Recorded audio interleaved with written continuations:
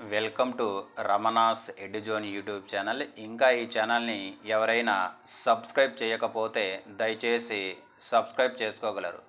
So మనం ఈ వీడియోలో ఈవో గ్రేడ్ 3కి సంబంధించి పేపర్ 2లో భాగంగా రామాయణంలో అడగడానికి అవకాశం ఉన్నటువంటి కొన్ని ముఖ్యమైనటువంటి ప్రశ్నలను మనము ఎగ్జామినేషన్ పాయింట్ ఆఫ్ వ్యూలో గమనిద్దాం. అందులో భాగంగా మొదటి క్వశ్చన్ కానీ మనం గమనించినట్లయితే గుహుని ఆతిథ్యం తర్వాత శ్రీరాముడు ఏ ఆశ్రమాన్ని చేరుకున్నాడు? చాలా చాలా ఇంపార్టెంట్. అంటే గుహుని ఆతిథ్యం ఇచ్చిన తర్వాత, అంటే గుహుని యొక్క ఆతిథ్యం పొందిన తర్వాత రాముడు, అదేవిధంగా రామ, లక్ష్మణుడు, సీతతో పాటు ఎవరి ఆశ్రమాన్ని సందర్శించాడంటే భరద్వాజ ముని ఆశ్రమాన్ని సందర్శించినట్టుగా మనం గుర్తుపెట్టుకోవాల్సినటువంటి అవసరం ఇక్కడ అంతైనా ఉంది.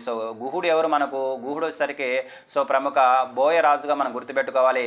ఇతను గంగా నదిని గంగాని దాటించుటలో సీత, రామ, లక్ష్మణులకు సహాయం చేసినటువంటి వ్యక్తిగా మనం గుర్తుపెట్టుకోవాల్సినటువంటి అవసరం ఇక్కడ అంతానే ఉంది. అంటే ఇక్కడ మనం బాగా గుర్తుపెట్టుకోవాల్సిన విషయం ఏంటంటే, గుహుని యొక్క ఆతిథ్యం స్వీకరించిన తర్వాత సీతారామ లక్ష్మణులు ఏ ముని యొక్క ఆశ్రమాన్ని దర్శించారా అంటే మనము భరద్వాజ ఆశ్రమం ధరించినట్లుగా మనం గుర్తుపెట్టుకోవాల్సినటువంటి అవసరం ఇక్కడ అంతానే ఉంది. నెక్స్ట్ క్వశ్చన్ కానీ గమనించినట్లయితే నారదుడు చెప్పినటువంటి సంక్షిప్త రామాయణాన్ని ఇంకా వివరముగా పెద్దదిగా రచించమని వాల్మీకి చెప్పినటువంటి దేవుడు ఎవరు? అంటే మొట్టమొదటిసారిగా రామాయణం గురించి వాల్మీకి సంక్షిప్తంగా చెప్పిన వ్యక్తి ఎవరు? మనకు నారద మహర్షిగా మనం గుర్తుపెట్టుకోవాలి.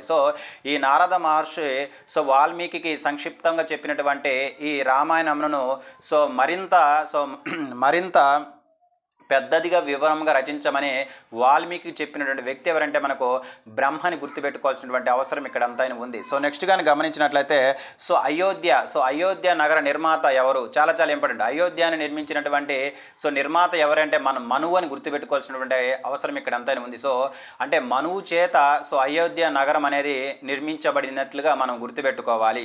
నెక్స్ట్ క్వశ్చన్ కానీ గమనించినట్లయితే దశరథుని యొక్క మరణము ఏ కాండలో కనిపిస్తుంది? చాలా చాలా ఇంపార్టెంట్. అంటే మనకు రామాయణంలో రామాయణంలో మొత్తం కొన్ని భాగాలు విభజించడం జరిగింది. వాటిని మనం ఏమంటామంటే కాండాలు అంటాము. మొత్తం ఎన్ని కాండాలు? మనకు 7 కాండాలు ఉంటాయని మనం గతంలో చెప్పుకోవడం జరిగింది. అందులో భాగంగా ఇక్కడ మనం గమనించినట్లయితే దశరథుడు ఏ కాండలో మరణిస్తాడంటే మనం గుర్తుపెట్టుకోవాల్సిన విషయం అయోధ్య కాండలో. అయోధ్య కాండలో ఉన్నప్పుడు దశరథ మహారాజు అయోధ్య కాండలో మనము దశరథ మహారాజు మరణించినట్లుగా చెప్పుకుంటామని గుర్తుపెట్టుకోవాలి.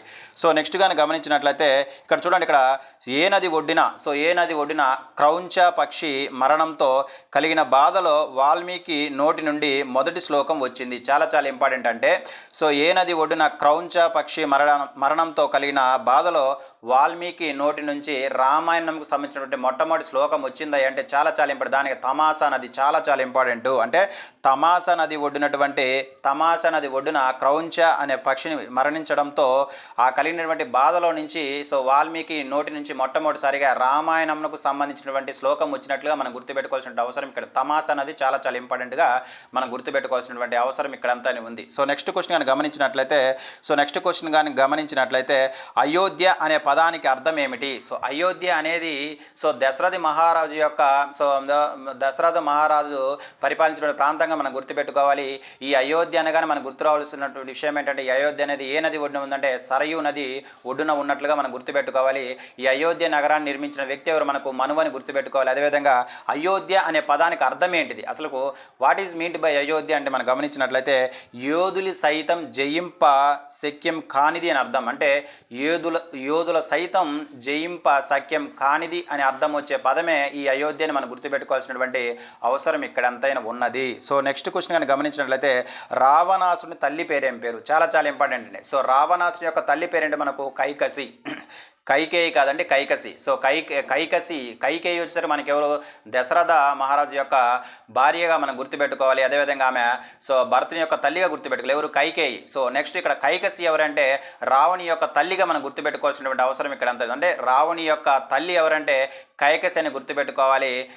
ఈ కైకసి ఎవరు అంటే తాటాక రాక్షసి ఉంది కదా, ఆమె యొక్క కూతురుగా మనం గుర్తుపెట్టుకోవాల్సినటువంటి అవసరం ఇక్కడ అంతా ఉంది. ఓకే, నెక్స్ట్ క్వశ్చన్ కానీ గమనించినట్లయితే రాముడు వనవాసానికి వెళ్ళినప్పుడు మొదట ఏ నది ఒడ్డున విశ్రమించాడు అంటే మనము రాముడు అయోధ్య నుంచి వనవాసానికి వెళ్ళేటప్పుడు మొట్టమొదటిసారిగా ఏ నది వద్ద రెస్ట్ తీసుకున్నాడా అంటే తమాసా నదిని గుర్తుపెట్టుకోవాల్సినటువంటి అవసరం ఇక్కడ ఎంతైనా ఉంది. సో నెక్స్ట్ క్వశ్చన్ కానీ గమనించినట్లయితే సో దశరథుని మాట ప్రకారము వనవాసానికి శ్రీరాముడు బయలుదేరాడు అంటే సో దశరథ మహారాజు మాట చెప్పినటువంటి మాట ప్రకారము సో తండ్రి మాట జమ దాటకుండా రాముడు వనవాసానికి వెళ్ళడం జరిగింది. ఈ రామునితో పాటు ఎవరెవరు వెళ్ళారు అనేది క్వశ్చన్. ఇక్కడ ఎవరెవరు వెళ్ళారు?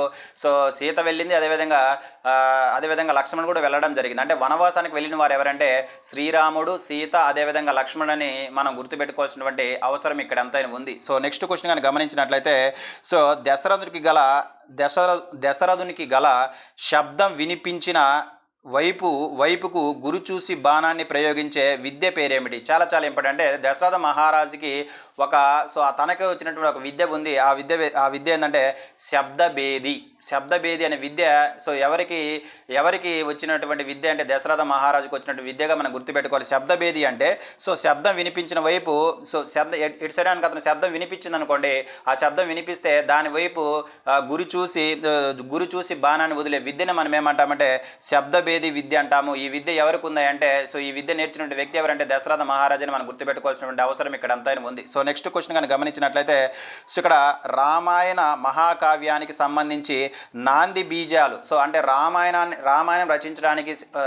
రచించడానికి సో నాంది పడ్డటువంటి బీజాలు ఏ నది ఒడ్డున మొదలయ్యాయంటే మనం చెప్పుకున్నాం తమాసా నది. చాలా ఇంపార్టెంట్. తమాసా నదిని మనం ఎగ్జామినేషన్ పాయింట్ ఆఫ్ వ్యూలో బాగా గుర్తుపెట్టుకోవాల్సినటువంటి అవసరం ఇక్కడ అంతానే ఉంది. అంటే తమాసా నది ఒడ్డున రామాయణ మహాకావ్యానికి సంబంధించినటువంటి నాంది బీజాలు ఏర్పడినట్లుగా మనము ఎగ్జామినేషన్ పాయింట్ ఆఫ్ వ్యూలో గుర్తుపెట్టుకోవాల్సినటువంటి అవసరం ఇక్కడ ఎంతైనా ఉంది. సో నెక్స్ట్ క్వశ్చన్ కానీ గమనించినట్లయితే దశరథ మహారాజు యొక్క కులగురు ఎవరు? చాలా ఇంపార్టెంట్. సో దశరథ మహారాజు యొక్క కులగురు ఎవరు? మనకు వశిష్ఠ మహర్షి. చాలా ఇంపార్టెంట్. అంటే దశరథ మహారాజు యొక్క కులగురువు ఎవరే అంటే మనకు వశిష్ఠ మహర్షిగా మనము ఎగ్జామినేషన్ పాయింట్ ఆఫ్ వ్యూలో గుర్తుపెట్టుకోవాలి.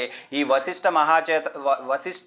వశిష్ఠ మహాముని చేతనే సో రామ లక్ష్మణ భరత శత్రుఘ్నులు అనేక విద్యలను ఈ వశిష్ఠ మహర్షి దగ్గర నుంచి నేర్చుకున్నట్లు మనము ఎగ్జామినేషన్ పాయింట్ ఆఫ్ వ్యూలో గుర్తుపెట్టుకోవాల్సిన అవసరం ఇక్కడ. అంటే కులగురువు అంటే దశరథ మహారాజు యొక్క కులగురువు ఎవరంటే వశిష్ఠ మహర్షి అని మనం గుర్తుపెట్టుకోవాల్సినటువంటి అవసరం ఇక్కడ ఎంతైనా ఉంది. సో నెక్స్ట్ క్వశ్చన్ కానీ గమనించినట్లయితే రాముడు రాజు అవుతే కౌసల్య రాజమాత అవుతుందని చెప్పిన చెలికెత్త ఎవరు? చాలా ఇంపార్టెంట్. అంటే సో మనకు తెలుసు మనకు దశరథ మహారాజు సో శ్రీరామునికి పట్టాభిషేకం చేయాలని సో నిర్ణయించుకున్న వెంటనే రాముడు ఒకవేళ రాజు అయితే తన తల్లి అయినటువంటి కౌసల్య రాజమాత అవుతుందని చెప్పిన చెలికెత్త ఎవరు అంటే మందకి. చాలా ఇంపార్టెంట్.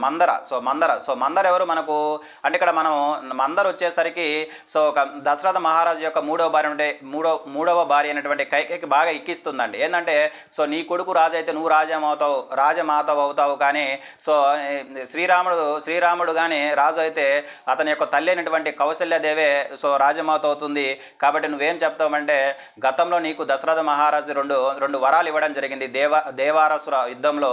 ఆ 2 వరాలు కోరుకో. మొదటి వరం ఏంటంటే శ్రీరాముని 14 సంవత్సరాల వనవాసం పంపమని చెప్పు. అదేవిధంగా రెండవ కోరిక ఏంటంటే భరతుని రాజుగా చేయమని. ఈ రెండు చేయమని చేస్తే నీ కొడుకు రాజు అవుతారు, అదేవిధంగా నువ్వు వచ్చేసరికి రాజమాత అవుతామని బాగా ఎక్కించి చెప్పినటువంటి వ్యక్తే మనకు మందర అనే చెలికత్తె. ఈమె ఎవరి యొక్క చెలికత్తె అంటే సో దశరథ మహారాజు యొక్క 3వ భార్య అయినటువంటి కైకేయి యొక్క చెలికత్తెగా మనం ఎగ్జామినేషన్ పాయింట్ ఆఫ్ వ్యూలో గుర్తుపెట్టుకోవాల్సినటువంటి అవసరం ఇక్కడ అంతా ఉంది. సో ఇవి మనకు రామాయణంకు సంబంధించి ఎగ్జామినేషన్ పాయింట్ ఆఫ్ వ్యూలో మనం గుర్తుపెట్టుకోవాల్సినటువంటి అదేవిధంగా అడగడానికి అవకాశం ఉన్నటువంటి కొన్ని ముఖ్యమైనటువంటి ప్రశ్నలుగా మనం గుర్తుపెట్టుకోవాలి. నెక్స్ట్ వీడియోలో సో రామాయణం సంబంధించి మరికొన్ని ఇంపార్టెంట్ అయినటువంటి క్వశ్చన్ల గురించి మనం చర్చించుకుందాము. Thank you.